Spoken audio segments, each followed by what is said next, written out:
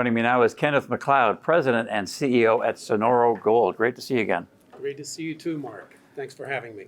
Kenneth, the last time we talked, you discussed the experience of the team, and that's one of the key selling points. You've got a VP of operations in his career has brought 11 mines to production. You've got a VP of exploration. He's discovered something like more than 5 million ounces. You yourself have raised hundreds of millions during your career. So remind us about how and why the experience of the team is a real selling point.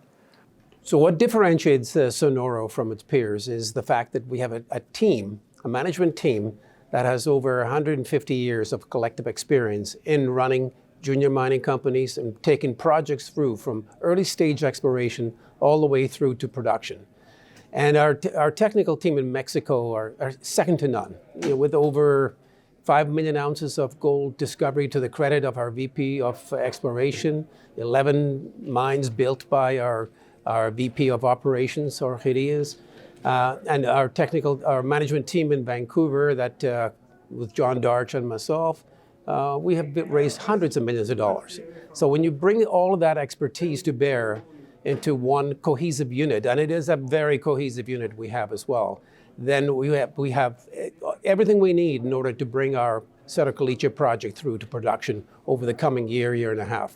And remind us of the plan of starting small, getting some cash flow going, because you are, let's call it, about a year away from production, and then using that cash flow to eventually fund some more drilling and expanding the resource. And it's a lower risk approach, right? It's a lower risk approach, and it also is impactful for our shareholders, because the market has not been kind to junior gold companies over the past few years.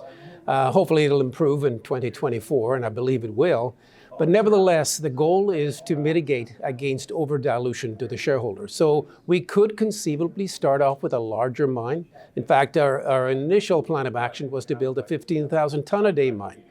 Now, the capital cost of that, of course, is substantially higher than our forecast, starting off at 4,000 tons per day, and in year two, growing organically from cash flow to 12,000 tons per day.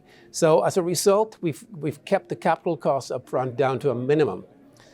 In addition to that, some of the major capital items, such as the crusher, for example, are going to be purchased on the basis of a lease to purchase basis over a period of years. So we're not paying for these high capital items up front. So by developing cash flow earlier rather than later, it enables us to keep the shareholders' interests in mind in mitigating against over-dilution. And at the same time, it enables us, when we're going to the project financing, the risk is kept to a minimum as well, because the amount of capital outlay at the beginning is much, much smaller. Now, Kenneth, you've talked about how you've really only drilled about 30% of Cerro Caliche, 8 of 25 parallel veins so far. So remind us of the plan to eventually drill in all directions and get the resource up to perhaps more than 700,000 ounces. Well, it's a multi-phased plan. Right now, when you're looking at Cerro Caliche, I look at it and I think it's important to get the message across that this is simply phase one. And it's going to be a multi-phase program to fully realize the value of the project. So currently, like you mentioned, 30% of the known resource, of the known mineralization has been drilled and assayed to date. Now we have identified areas in the western part of the sector that are higher grade, significantly higher grade. And we will be forecasting drilling in that area over the coming few months. In fact, probably starting early in the new year. And the intention there, of course, is to take the first, right now the mine plan calls for the first 2 years of production to come from that higher grade.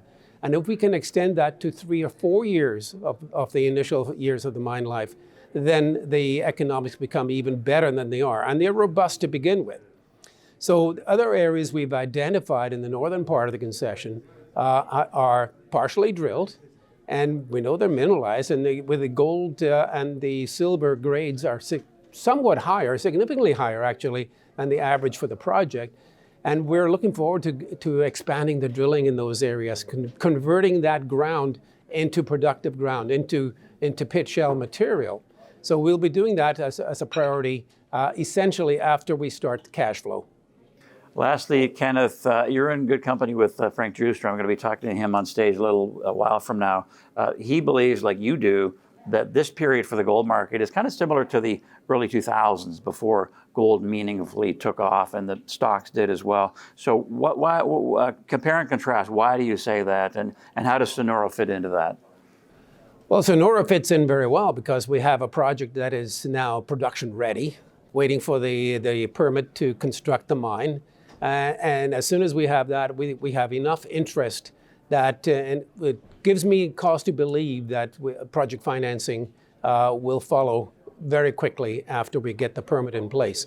Now, I can't tell you whether it's going to happen in the next month or whether it's going to be a few months from now, but we are confident it will occur. And we're satisfied that there are no issues regarding the environmental permitting that could hinder us.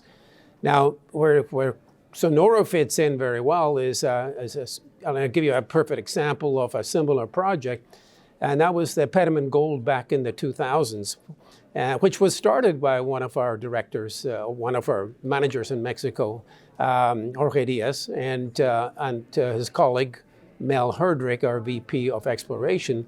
And they were partially instrumental, along with their expanded team, of taking Pediment Gold from early stage exploration to developing two major discoveries, La Colorada and the San Antonio deposit in the Baja Peninsula. And these collectively were over 3 million ounces of discovery. And I see similarities here with our Cerro Caliche project, and give us the ability to go in there and start production, develop, and expand upon the resource. Then we can have another Pediment Gold type of success story, because when gold finally did take off, Pediment Gold benefited greatly from that increase in price in gold. Right, and if the same thing happens, Sonoro and you could have a lot of knocks on the door, right? So good luck with everything. Thanks for the update and the insight. Okay, and we'll talk to you soon. Absolutely, thank you. Okay, Kenneth McLeod, President and CEO at Sonoro Gold.